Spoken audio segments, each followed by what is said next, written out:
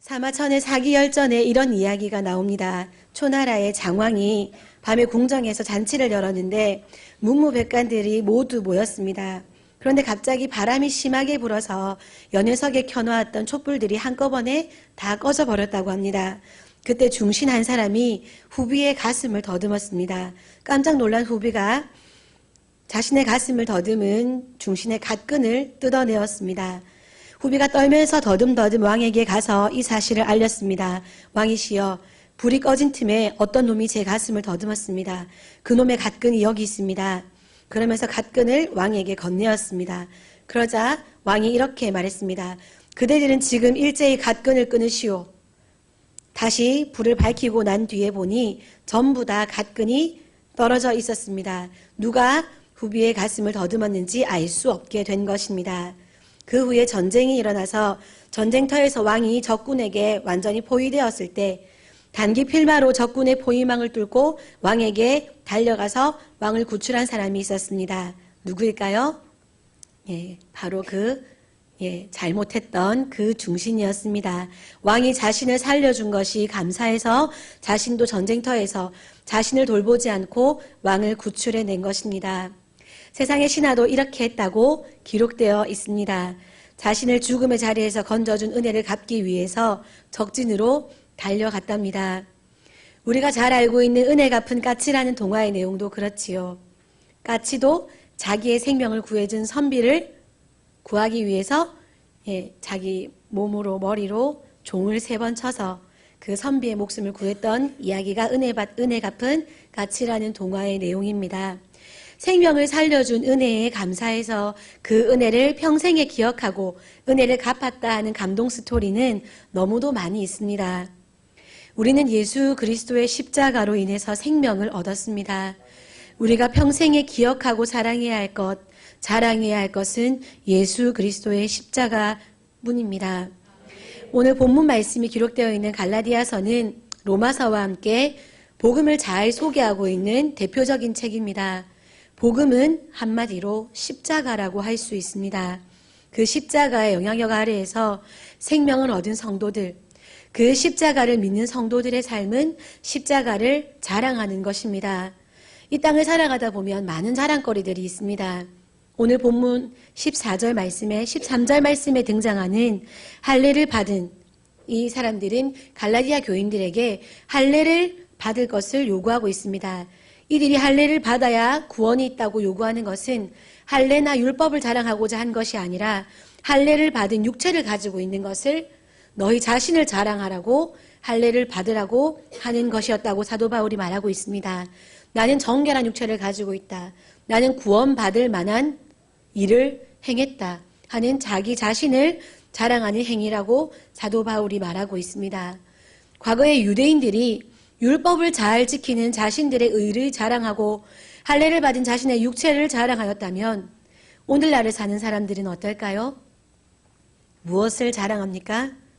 부모님들은 자식을 자랑하고 싶습니다. 돈 가진 사람은 돈 자랑하고 싶습니다.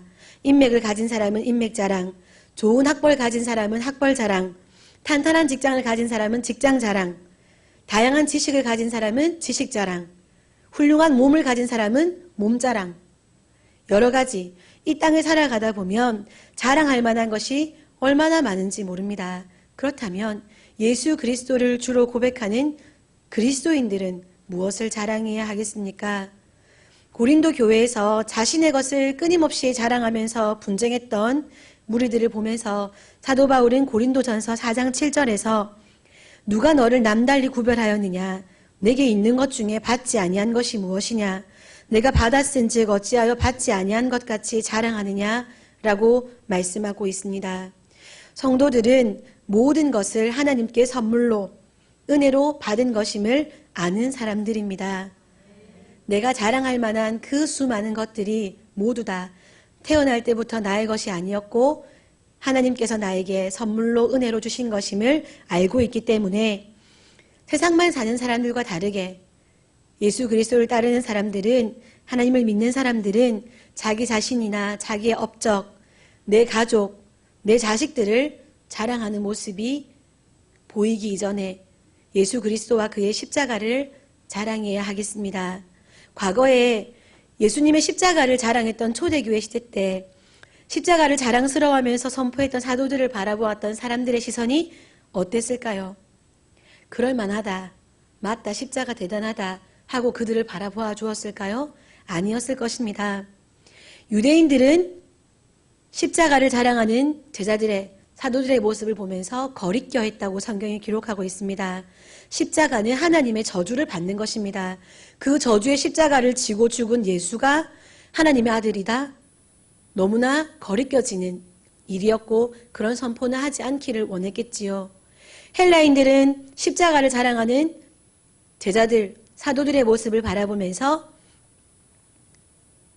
자기 생명 하나 구원하지 못한 십자가인 것 같은데 그 십자가가 온 세상을 구한 십자가라는 주장은 너무나 미련하고 어리석은 것처럼 여겨졌다라고 성경에서 기록하고 있습니다.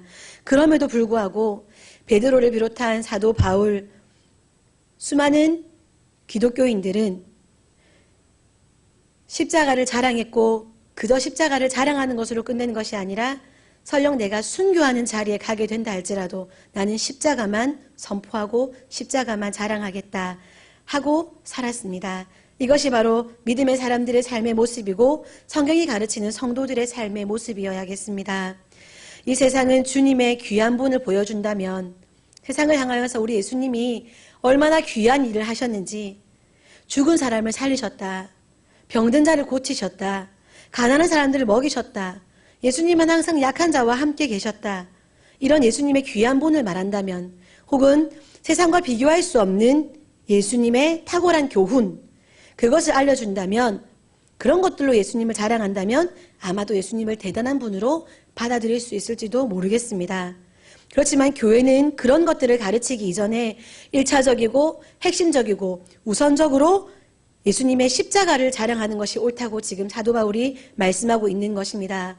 그것이 더 비효율적인 것 같은데 예수님이 얼마나 대단한 분인지 그분이 행하신 바를 선포하면 다들 호감 가질 것 같은데 그럼에도 불구하고 더 낮아지심, 죽으심, 그 십자가를 자랑을 먼저 해야 된다고? 예, 성경은 그렇게 해야 된다고 말씀하십니다.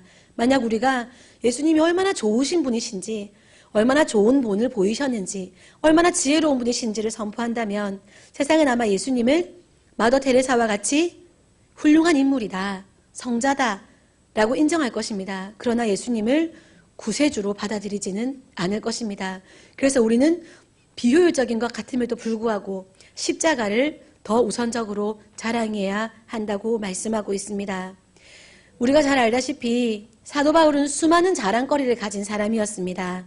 좋은 가문에서 태어난 사람입니다. 좋은 혈통을 가지고 아주 탁월한 스승의 밑에서 너무 훌륭한 교육을 받았습니다. 학벌도 출중했습니다. 게다가 하나님을 향한 열정도 너무나 뛰어났고 열심도 너무나 많이 가졌던 신실한 사람이었습니다. 그런데 달메색 도상에서 예수님을 만난 이후에 그런 것들을 해로운 것이나 배설물로 여기고 그 자랑거리를 다 내려놓고 내가 너희들 가운데서 예수 그리스도와 그의 십자가에 못 박히신 것 외에는 아무것도 알지 않기로 결심했다 라고 말씀하고 있습니다. 그리고 오늘 본문 14절에서는 우리 주 예수 그리스도의 십자가 외에 결코 자랑할 것이 없다. 나에게는 자랑할 것이 결코 없다고 고백하고 있습니다. 왜 사도 바울은 이렇게 십자가를 중요하게 여기고 십자가만 자랑해야 한다고 말씀하고 있을까요? 왜 우리는 다른 모든 것보다 예수님의 십자가를 자랑해야 할까요? 세 가지로 말씀드리겠습니다. 첫 번째로 십자가는 증거이기 때문입니다. 십자가는 생생한 증거의 현장입니다. 하나님께서 만세전부터 우리가 계산할 수 없는 아주 오래 전부터 우리를 기다리시고 사랑하시고 가슴에 품으시고 아끼시고 무조건적으로 다함없이 변함없이 우리를 사랑하셨다 하는 증거가 바로 십자가라는 것입니다. 어머니의 뱃속에 짓기도 이전부터 우리를 작정하시고 예정하시고 우리를 향한 마음을 품고 계셨던 그 하나님의 크고 넓은 마음을 무지하고 나약한 우리가 어떻게 짐작할 수 있겠습니까? 어떤 것을 보면 우리 하나님이 우리를 얼마나 사랑하시는지 우리가 알 수 있겠습니까? 하나님이 나를 얼마나 사랑하시는지 알 수 있는 가장 생생한 증거가 십자가라는 것입니다. 하나뿐인 아들 예수 그리스도를 십자가에 못 박아 죽이시는 그 현장을 보면 우리 하나님이 얼마나 우리를 사랑하시는지 잘 알 수 있습니다. 많은 사람들은 그렇습니다. 내가 기도한 것이 응답될 때, 다른 사람들이 볼 때 내 삶이 값어치 있어 보일 때, 내가 기대하는 상황이 하나님으로 인해 전개되어질 때, 그러면 나는 하나님 사랑 받는 것 같은 기분이 들 것 같아요 라고 생각하곤 합니다. 그러나 성경은 주님의 십자가가 다른 모든 증거보다 가장 생생한 하나님의 사랑을 보여주는 증거라고 말씀하고 계십니다. 얼마나 오랫동안 우리를 사랑하고 계셨으면, 우리 어떠함과 아무 상관없이 우리를 얼마나 오랫동안 사랑하셨으면 그 귀한 아들을 십자가에 못 박고도 아까워하지 않으셨습니다. 세상이 말하는 얄팍한 사랑, 나한테 득이 되면 받아들이고 실이 되면 버리는 그런 세상의 얄팍한 사랑과 비교할 수 없는 가장 깊고 가장 넓고 가장 크신 하나님의 사랑을, 십자가를 바라볼 때 우리는 경험할 수 있습니다. 그 십자가를 마음을 다해서 사랑하고 자랑해야 합니다. 아들도 아낌없이 대가로 지불하신 그 십자가에서 우리를 사랑하신 하나님을 발견할 수 있기 때문에 우리는 십자가를 자랑해야겠습니다. 두 번째로 십자가는 참된 자유입니다. 이 땅과 저 하늘의 모든 복을 하나님은 우리에게 주시기로 작정하셨습니다. 그러나 십자가를 거쳐야 그것이 우리의 것이 됩니다. 목에 칼을 차고 손에 수갑을 차고 아무리 좋은 곳에 갖다 놔 주어도, 아무리 좋은 곳에서 살아도 그것은 행복이 아닐 것입니다. 자유가 먼저 우리에게 주어져야 합니다. 십자가가 바로 그러한 자유를 우리에게 준다는 것입니다. 십자가에 달리신 예수님께서는 우리 인생의 모든 죄와 죄가 가져온 모든 비참함, 불행함을 자신이 그 자리에 대신 서서 겪으시면서 값을 치르고 계십니다. 에베소서 1장, 골로새서 1장에서 속량이라는 단어를 사용하고 있습니다. 예수님께서 우리와 똑같은 몸을 입고 이 땅에 오셔서 완전한 값을 지불하셨다라는 말입니다. 누구도 우리를 다시 죄 있다고 말하지 못하도록, 율법이라도 우리 자신의 양심이라 할지라도 우리를 향하여 손가락질하면서 넌 지금 죄가 있다 라고 말할 수 없도록 예수님께서 그 자리에 서셔서 완전한 값을 지불하셨다는 것입니다. 다시 우리를 죄 아래로 끌고 갈 수 있는 것은 아무것도 없습니다. 우리는 십자가 때문에 모든 죄로부터, 죄 속박으로부터 자유함을 얻은 자입니다. 예수님께서 십자가에서 돌아가실 때 양쪽 편에 강도가 있었습니다. 한쪽 편 강도가 그 강도의 죄를 구체적으로 알지 못한다 할지라도 그 강도가 얼마나 많은 죄를 짓고 살았었는지, 평생에 그 강도의 삶은 죄였을 것이다 라고 짐작할 수 있는 것이 십자가라는 형벌에 매달렸다는 것을 보면 알 수 있습니다. 십자가는 정말 극악무도한 죄인이 매달리는 곳인데 그 한편 강도가 십자가에 매달려 있었습니다. 그런데 모든 죄라는 죄는 다 지었을 것 같은 그런 악한 죄인도 예수님께 주여 당신의 나라가 임할 때 나를 기억해 주십시오라고 예수님께 구하자 예수님께서는 이렇게 말씀하셨습니다. 오늘 내가 나와 함께 낙원에 있으리라. 십자가에 돌아가신 매달려 계신 예수님을 바라볼 때 거의 모든 사람들은 예수님을 실패자라고 여겼을 것입니다. 저 십자가에서 내려오지 못하는 자가 하며 예수님을 비난했을 것입니다. 그러나 예수님은 십자가에 달리셔서 그 한편 강도에게 주님의 나라가 임할 때에 네가 나와 함께 낙원에 있을 것이라 말씀하시지 않으시고 오늘 네가 나와 함께 낙원에 있을 것이라고 말씀하십니다. 십자가는 자유입니다. 어떤 죄인, 아무리 심한 죄를 지은 죄인이라 할지라도 그의 죄조차도 가릴 수 있고 덮을 수 있고 씻을 수 있는 자유롭게 하는 능력이 바로 십자가입니다. 누구든지 그 진리를 믿는다면 자유함은 우리에게 주어진 것이기 때문에 우리는 십자가를 자랑할 수밖에 없습니다.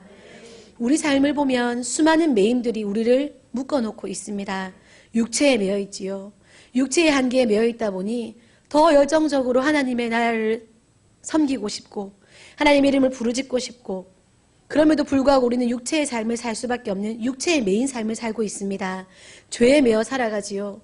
예수님께서 우리의 죄를 모두 해결하셨음을 알매도 불구하고 여전히 죄에 매어 있는 나를 볼 때 마음이 아프고 죄송스럽기도 하고 죄에 매어 사는 인생입니다. 형벌에 매어 삽니다. 죄의 대가, 그 값을 지불하며 또 우리의 죄의 모습을 우리가 바라보면서 마음 아파하며 형벌에 매어 삽니다. 사망의 죽음의 두려움 앞에 매어 살고 있습니다. 이 세상에 매어 살고 있습니다. 사람들의 시선에 매어 살고 있습니다. 사람들의 말에 매어서 자유롭지 못합니다.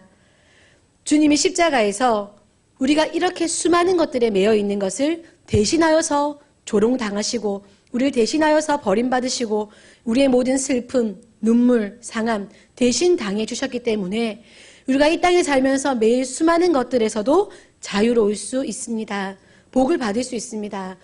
우리가 행한 바가 아무것도 없어도, 우리가 아무 자격이 없어도, 아무 공로가 없어도, 아무 조건을 구비하지 않았음에도 불구하고 예수님의 십자가에 자유가 있기 때문에 우리는 그 십자가를 믿음으로 자유함을 얻은, 그래서 십자가를 자랑할 수밖에 없습니다. 세 번째로 십자가를 자랑하는 이유는 십자가에는 승리가 있기 때문입니다. 세상에서처럼 싸워서 이기고 남을 딛고 눌러서 이기는 승리가 아니라 오히려 세상의 허물과 죄와 질고를 대신 지고 죽은 그 십자가 위에서 우리는 참된 승리를 보게 됩니다. 진짜 이기는 것은 종로를 타는 것이다. 진짜 이기는 것은 남의 짐을 내가 대신 져주는 것이다.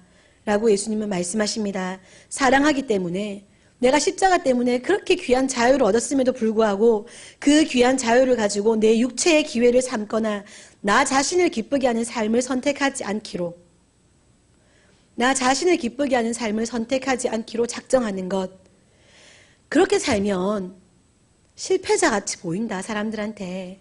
도태되는 것처럼 보인다라고 세상에 많은 사람들이 얘기한다 할지라도, 아니, 나는 예수님이 그 길을 걸어가셨기 때문에 그 길을 선택할 거야 라고 하는 것.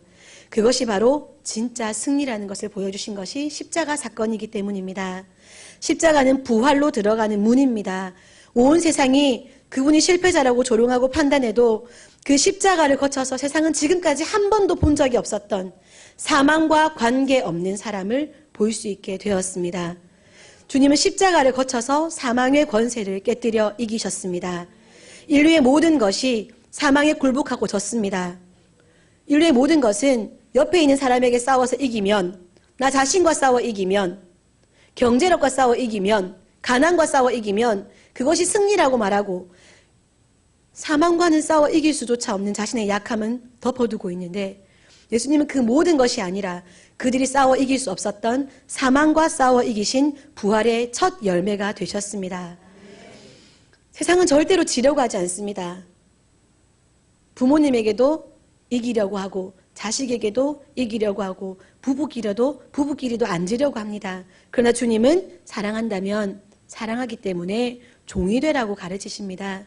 종이 되어야 이기는 것임을 아시기 때문이고, 그래서 예수님은 삶 가운데 항상 낮아지시고 종이 되심으로 이기는 것을 제자들에게 보여주시고 가르쳐 주셨습니다. 그래서 우리는 주님의 십자가, 사망을 이기신 그 십자가, 세상의 방법과 다른 그 십자가를 사랑할 수밖에 없고 자랑할 수밖에 없습니다. 그 십자가에만 진정한 승리가 있기 때문입니다.